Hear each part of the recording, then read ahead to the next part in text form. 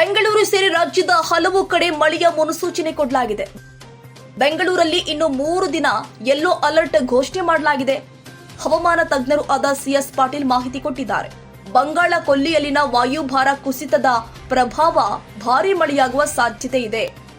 50% ಹೆಚ್ಚಿನ ಪ್ರದೇಶದಲ್ಲಿ ಗುಡುಗು ಮಿಂಚಿನ ಸಮೇತ ಮಳೆಯಾಗುತ್ತೆ. ಗಂಟೆಗೆ 30 ರಿಂದ 40 ಕಿಲೋಮೀಟರ್ ವೇಗದಲ್ಲಿ ಗಾಳಿ ಬೀಸಲಿದೆ. ಮುಕ್ಕಾಲು ಭಾಗ ಕರ್ನಾಟಕಕ್ಕೆ ಯೆಲ್ಲೋ ಅಲರ್ಟ್ ಘೋಷಣೆ ಮಾಡಲಾಗಿದೆ. 3 ದಿನ ಬೆಂಗಳೂರಿಗೆ ಯೆಲ್ಲೋ ಅಲರ್ಟ್ ಘೋಷಣೆ ಮಾಡಲಾಗಿದೆ. ಕರ್ನಾಟಕದ ಉತ್ತರ ಒಳನಾಡು, ಕರಾವಳಿ ಪ್ರದೇಶದಲ್ಲಿ ಅತಿ ಹೆಚ್ಚು ಮಳೆ ದಾಖಲಾಗಿರುವಂತದ್ದು. ಈ ಬಾರಿಯ ಮಳೆಯ ಮೇಲೆ ಎಲ್ ನಿನೋ ಪರಿಣಾಮ ದೊಡ್ಡ ಮಟ್ಟದಲ್ಲಿ ಬೀರಲಿದೆ. ಇದರಿಂದ ಈ ವರ್ಷವೂ ಕೂಡ ನೈಋತ್ಯ ಮಾನ್ಸೂನ್ ಮಳೆಯ ಪ್ರಮಾಣ ವಾಡಿಕೆಗಿಂತ ಕಡಿಮೆಯಾಗುತ್ತೆ. ಇನ್ನು ಯಾದಗಿರಿ, ರಾಯಚೂರು, ಬಾಗಲಕೋಟೆ, ಕೊಪ್ಪಳ, ಧಾರವಾಡ, ಗದಗ, ಬಳ್ಳಾರಿ, ವಿಜಯನಗರ, ಹಾವೇರಿ, ದಾವಣಗೆರೆ, ಶಿವಮೊಗ್ಗ, ಚಿತ್ರದುರ್ಗ, ಉಡುಪಿ ಮತ್ತು ದಕ್ಷಿಣ ಕನ್ನಡ, ಚಿಕ್ಕಮಗಳೂರು, ಹಾಸನ, ತುಮಕೂರು, ಕೊಡಗು, ಮೈಸೂರು, ಮಂಡ್ಯ, ಚಾಮರಾಜನಗರ, ರಾಮನಗರ, ಚಿಕ್ಕಬಳ್ಳಾಪುರ, ಕೋಲಾರ, ಬೆಂಗಳೂರು ನಗರ, ಬೆಂಗಳೂರು ಗ್ರಾಮಾಂತರ ಜಿಲ್ಲೆಗಳಿಗೆ ಯೆಲ್ಲೋ ಅಲರ್ಟ್ ಘೋಷಣೆ ಮಾಡಲಾಗಿದೆ. ಕರ್ನಾಟಕ ರಾಜ್ಯದ ಹವಾಮಾನ ಮುನ್ಸೂಚನೆ. ನಾನು ಸಿಎಸ್ ಪಾಟೀಲ್, ವಿಜ್ಞಾನಿ, ಹವಾಮಾನ ಕೇಂದ್ರ, ಬೆಂಗಳೂರು. ನಾನು ಮುಂದಿನ 7 ದಿನಗಳವರೆಗೆ ಕರ್ನಾಟಕ ರಾಜ್ಯದ ಹವಾಮಾನದ ಮುನ್ಸೂಚನೆಯನ್ನು ಸಂಕ್ಷಿಪ್ತವಾಗಿ ವಿವರಿಸುತ್ತೇನೆ. ಇಂದು ಕರಾವಳಿ ಜಿಲ್ಲೆಗಳಲ್ಲಿ ವ್ಯಾಪಕವಾಗಿ, ಉತ್ತರ ಹಾಗೂ ದಕ್ಷಿಣ ಒಳನಾಡಿನ ಜಿಲ್ಲೆಗಳಲ್ಲಿ ಹಲವು ಕಡೆ ಮಳೆಯಾಗಿದೆ. ಮಳೆಯ ಜೊತೆಗೆ ಗುಡುಗು ಮಿಂಚು ಹಾಗೂ ಬಿರುಗಾಳಿಯ ವೇಗ ಪ್ರತಿ ಗಂಟೆಗೆ 30 ರಿಂದ 40 ಕಿಲೋಮೀಟರ್ ದಾಖಲಾಗಿದೆ. ಪ್ರಮುಖವಾಗಿ ಜೊಯ್ಡಾ, ಉತ್ತರ ಕನ್ನಡ ಜಿಲ್ಲೆಯಲ್ಲಿ 6 ಸೆಂಟಿಮೀಟರ್, ಕೊಡಗಿನಲ್ಲಿ 3 ಸೆಂಟಿಮೀಟರ್, ಬೀದರ್ನಲ್ಲಿ 7 ಸೆಂಟಿಮೀಟರ್ ದಾಖಲಾಗಿದೆ.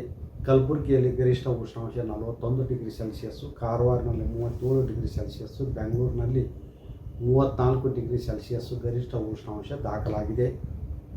ಈಗಿರುವ ಹವಾಮಾನದ ಸಿನಾಪ್ಟಿಕ್ ಸ್ಥಿತಿ ಏನೆಂದರೆ, ಬಂಗಾಳ ಉಪಸಾಗರದ ನೈಋತ್ಯ ಭಾಗದಲ್ಲಿ ವಾಯುಭಾರ ಕುಸಿತವಾಗಿದ್ದು, ಅದರ ಜೊತೆಗೆ ಸರ್ಕ್ಯುಲೇಷನ್ ಕೂಡ 5.8 ಕಿಲೋಮೀಟರ್ ಎತ್ತರದವರೆಗೆ ಇದೆ. ಇದರ ಪ್ರಭಾವದಿಂದ ಕರ್ನಾಟಕದ ದಕ್ಷಿಣ ಒಳನಾಡಿನ ಜಿಲ್ಲೆಗಳಲ್ಲಿ ಮೇ 15, 16 ಹಾಗೂ 17ರಂದು ಪ್ರಮುಖವಾಗಿ ಶಿವಮೊಗ್ಗ, ಚಿಕ್ಕಮಗಳೂರು, ಹಾಸನ, ಕೊಡಗು, ಮೈಸೂರು, ಚಾಮರಾಜನಗರ, ಮಂಡ್ಯ, ರಾಮನಗರ, ತುಮಕೂರು, ಚಿಕ್ಕಬಳ್ಳಾಪುರ, ಬೆಂಗಳೂರು ಹಾಗೂ ಕೋಲಾರ ಜಿಲ್ಲೆಗಳಲ್ಲಿ ಹಲವು ಕಡೆ ಅಂದರೆ 50%ಕ್ಕಿಂತ ಕಡಿಮೆ ಪ್ರದೇಶದಲ್ಲಿ ಮಳೆಯಾಗುವ ಹೆಚ್ಚಿನ ಸಾಧ್ಯತೆ ಇದೆ. ಮಳೆಯ ಜೊತೆಗೆ ಬಿರುಗಾಳಿ ವೇಗ ಪ್ರತಿ ಗಂಟೆಗೆ 40 ರಿಂದ 50 ಕಿಲೋಮೀಟರ್ ಇರುವ ಹೆಚ್ಚಿನ ಸಾಧ್ಯತೆ ಇದೆ. ಚಿತ್ರದುರ್ಗ, ದಾವಣಗೆರೆ, ಬಳ್ಳಾರಿ ಹಾಗೂ ವಿಜಯನಗರ ಜಿಲ್ಲೆಗಳಲ್ಲಿ ಕೆಲವು ಕಡೆ ಮಾತ್ರ ಹಗುರವಾಗಿ ಮಳೆಯಾಗುವ ಹೆಚ್ಚಿನ ಸಾಧ್ಯತೆ ಇದೆ. ಬೆಂಗಳೂರಿನಲ್ಲಿ ಮೇ 15 ಹಾಗೂ 16ರಂದು ಕೆಲವು ಕಡೆ ಗುಡುಗು ಮಿಂಚು ಸಮೇತವಾಗಿ ಹಗುರದಿಂದ ಸಾಧಾರಣವಾಗಿ ಮಳೆಯಾಗುವ ಹೆಚ್ಚಿನ ಸಾಧ್ಯತೆ ಇದೆ.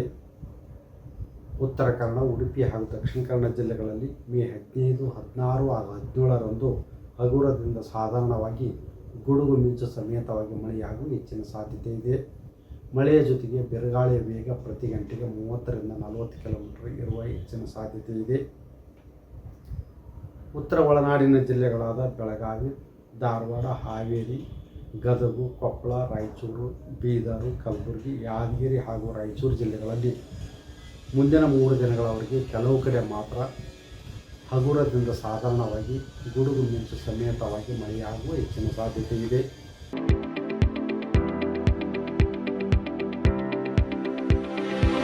ಯಶಸ್ ವಿದ್ಯಾಕೇಂದ್ರ ಮತ್ತು ಯಶಸ್ ಪಿಯು ಕಾಲೇಜಿನಲ್ಲಿ 2026-27ನೇ ಸಾಲಿನ ಪ್ರವೇಶಾತಿ ಆರಂಭವಾಗಿದ್ದು, ಮಾಂಟೆಸರಿಯಿಂದ 10ನೇ ತರಗತಿಯವರೆಗೂ ಹಾಗೂ ಪಿಯು ಕಾಲೇಜು ಪ್ರವೇಶಾತಿ ಪ್ರಾರಂಭವಾಗಿದೆ.